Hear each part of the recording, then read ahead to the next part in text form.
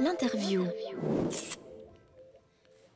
Et bonjour à tous, on est de retour chez Louise avec le Radio Cut et aujourd'hui on est avec un nouvel invité. On est avec monsieur Nathan Utendahl, prof de statistique, mais aussi créateur d'une chaîne YouTube qui s'appelle Le Chat Sceptique. Est-ce que vous pouvez m'en parler un peu plus ? Oui, Chat Sceptique, c'est une chaîne YouTube qui est axée sur les stats et l'esprit critique. Et je crois aujourd'hui que c'est la plus grosse chaîne de vulgarisation scientifique en Belgique francophone. Alors en Belgique francophone, c'est tout petit, hein, cela dit. Dégonflons le ballon. Tout de même, c'est quand même plusieurs centaines de milliers. Donc, voilà.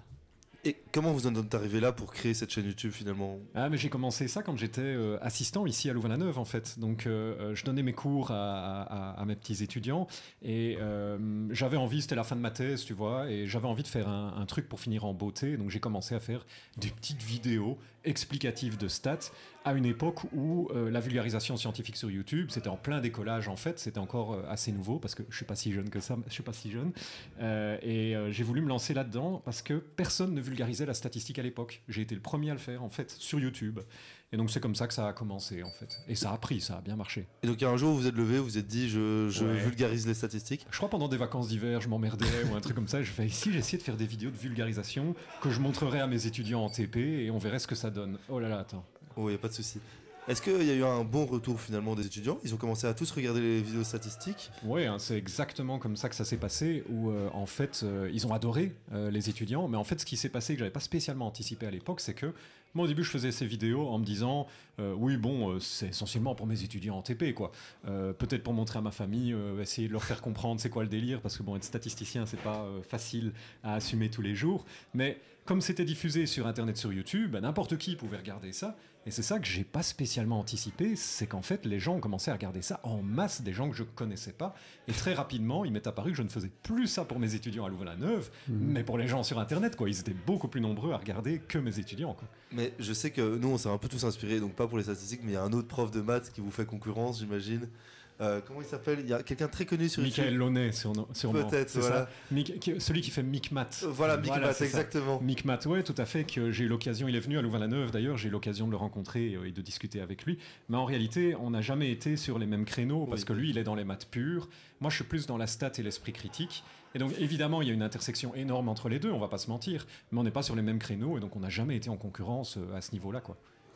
Il y a eu toute une sphère en fait, vous êtes regroupés, de temps en temps j'ai l'impression que vous vous voyez, vous faites des sujets ensemble. Mais en fait au bout d'un moment ce que tu te rends compte c'est que l'univers YouTube, l'univers des vulgarisateurs YouTube, c'est un milieu professionnel comme un autre et donc il y a toute une série d'acteurs qui sont actifs là-dessus, il y a des conventions où on se rencontre, où on discute, où on échange, on fait des collabs, on discute aussi de problèmes du genre mais comment est-ce qu'on fait pour essayer de hacker l'algorithme, comment est-ce qu'on fait pour faire plus de vues, pour faire plus de pognon aussi parce qu'il ne faut pas se mentir, hein, c'est une activité professionnelle. Et donc, en fait, c'est un univers professionnel comme un autre, où au final, tout le monde se connaît en interne de ça, de la même manière que dans le milieu, par exemple, des statistiques au niveau académique, mais c'est également un univers à l'échelle mondiale, c'est un petit univers où tout le monde se connaît également. Quand tu vas en convention comme chercheur en statistique, au bout d'un moment, très vite, c'est toujours les mêmes têtes que tu revois à toutes les conventions à l'international, c'est le même univers, et tu sais quand tu vas soumettre un papier pour qu'il soit peer review, tu sais que ce sera le gars que tu as croisé en convention qui va peer review ton papier. Donc tu as intérêt à bien t'entendre. Sympa, oui, c'est voilà, ça. exactement, exactement quoi, hein. Donc ça fonctionne de la même manière partout en réalité. Et petite question, après on parlera de vos autres professions, mais pourquoi le chat sceptique ? Pourquoi le chat sceptique ? Je sais pas, écoute, moi j'ai toujours adoré les chats en fait. Et puis le chat c'est l'animal d'internet, hein. Donc moi j'ai simplement, en constatant que personne n'avait encore utilisé ce créneau-là dans la vulgarisation scientifique, quand moi j'ai commencé, personne n'exploitait vraiment le chat, je l'ai fait tout simplement parce que personne ne le faisait quoi. Alors on va peut-être un peu endormir les auditeurs, mais moi je me suis demandé si vous êtes vraiment bon en vulgarisation. Est-ce que vous pouvez nous le guet-apens nous expliquer peut-être en quelques mots ce qu'est un écart type ? J'ai été facile. Ce qu'est un écart type. Écoute, prenons les notes des étudiants par exemple, pour une classe. T'as une classe avec les notes de tous les étudiants. Tu peux calculer c'est quoi la moyenne de la classe pour voir à quel point la classe s'en est tirée. Genre, tiens, en moyenne, on a fait 11,2 sur 20 cette année. Mais c'est pas parce que la moyenne est 11,20 que tout le monde a fait ça. Il y en a qui ont fait moins, il y en a qui ont fait plus. Donc on a envie d'avoir une idée de c'est quoi la dispersion autour de la moyenne. Est-ce que les gens sont tous très proches de la moyenne ? Est-ce que les étudiants sont tous très proches de la moyenne ? Ou est-ce que c'est le bordel absolu que c'est complètement éclaté entre 0 et 20 de manière totale ? L'écart type va permettre de mesurer ça. Donc c'est une mesure statistique qu'on calcule et essentiellement essentiellement, une fois que tu as calculé l'écart type, ça va être une valeur, genre, je sais pas moi, 2,4 points sur 20. Et ce que tu vas pouvoir dire, c'est la majorité des gens sont à plus ou moins 2,4 de la moyenne, quoi. Donc si l'écart type est 2,4, que la moyenne c'est mettons 11, bah, tu vas pouvoir dire la plupart des gens ils sont entre 11 moins 2,4. Oh là là, pourquoi j'ai pris un 9,6. 9,6, merci. Si c'est moi qui me trompe, c'est pas grave. Et 13,4, voilà. Donc tu pourras dire, ah ben la plupart des étudiants ils étaient entre ces deux bornes, quoi. Donc, Et donc, en parlant de ces 9,6, vous me parlez juste avant d'un étudiant qui avait raté son examen. Et d'une anecdote assez folle finalement. Et je me demandais si vous pouvez partager ce petit moment, sans citer de nom bien évidemment. Non, bien sûr, surtout pas. Jamais je cite de nom. De toute façon, pour être honnête, je les ai oubliés. J'ai la chance en tant qu'enseignant à ce stade de ma carrière d'avoir vu passer devant moi plusieurs milliers d'étudiants. Donc c'est très dur de se souvenir des noms d'autant de personnes.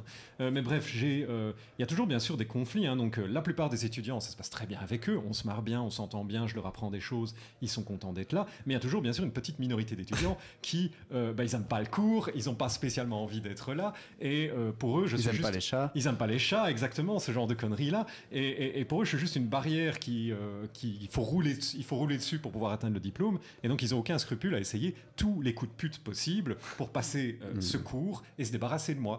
Et donc les trucs auxquels j'ai déjà eu lieu, mais c'est par exemple l'examen a lieu, se passe dans les règles de l'art, il n'y a rien de particulier, l'étudiant rate l'examen, l'étudiant a une mauvaise foi. Et donc qu'est-ce qu'il fait? Il se dit je vais essayer de faire annuler l'examen pour que le prof soit obligé de le réorganiser, comme ça j'ai une seconde chance et je passe pas automatiquement en seconde session.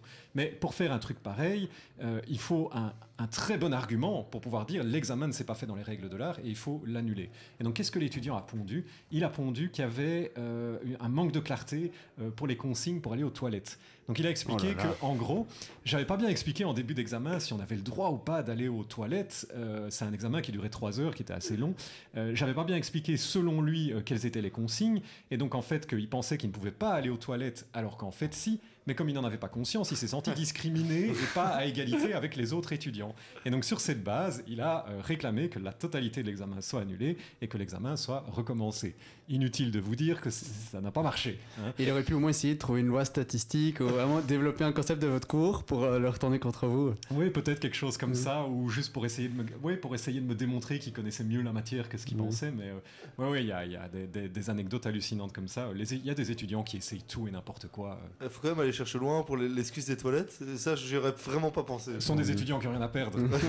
Parce qu'après, je les comprends, je me mets à leur place. T'as rien à perdre, t'as raté l'examen, t'es convaincu que tu le réussiras jamais peut-être, enfin peu importe, si t'as rien à perdre, tu sais toutes les cartes que t'as à jouer, donc d'une manière je le comprends, quoi. J'ai été étudiant un jour aussi, ça n'a pas été facile pour moi non plus quand j'étais étudiant. Mais il était seul ou il était avec des soutiens quand même? Non, il a fait ça tout seul en solo, il a fait son petit recours qu'il a envoyé au président de jury, etc. Et le président de jury lui a fait les gros yeux en lui disant tu te moques de qui là, et c'est resté plus ou moins là. Et après, ça c'est le genre d'histoire qui après reste dans l'imaginaire collectif. Et qu'entre profs d'année en année, on se la fait passer parce que ça rigole. Et puis, il faut se méfier aussi, ça c'est le genre d'histoire qui après, d'année en année, est peut-être parfois déformée, exagérée par les profs, si bien que en fait, ça n'a plus rien à voir avec la situation. Mais bon, ça c'est un autre sujet.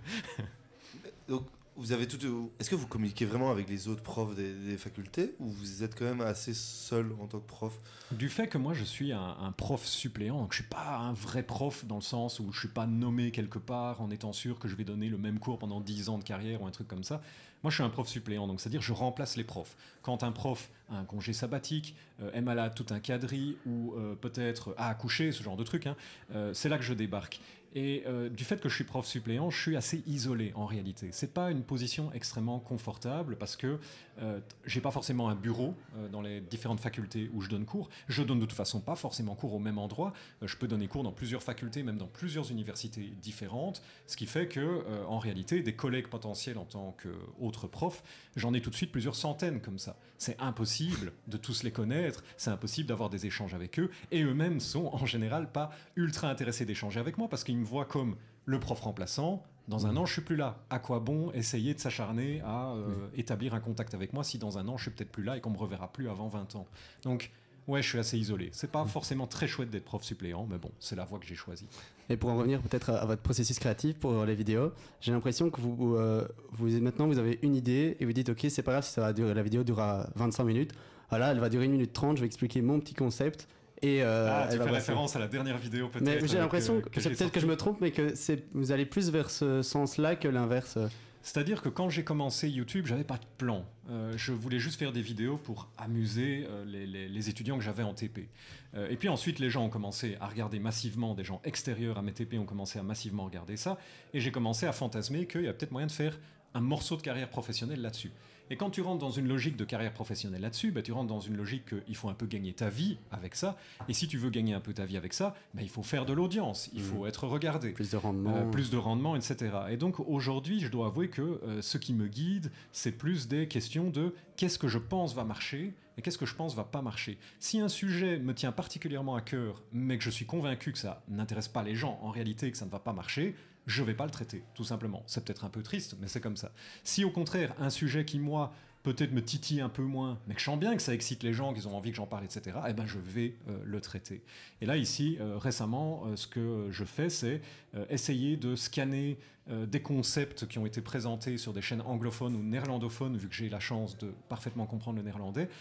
J'essaye de scanner des concepts qui ont bien marché de ce côté-là, pour ensuite les récupérer de mon côté et pas plagier, attention, jamais plagier sur YouTube, mais les réexpliquer à ma sauce, à ma manière, avec mon style, mais en constatant que ce sont des sujets qui ont bien marché dans d'autres communautés, de me dire ça pourrait très bien marcher dans la communauté francophone, quoi.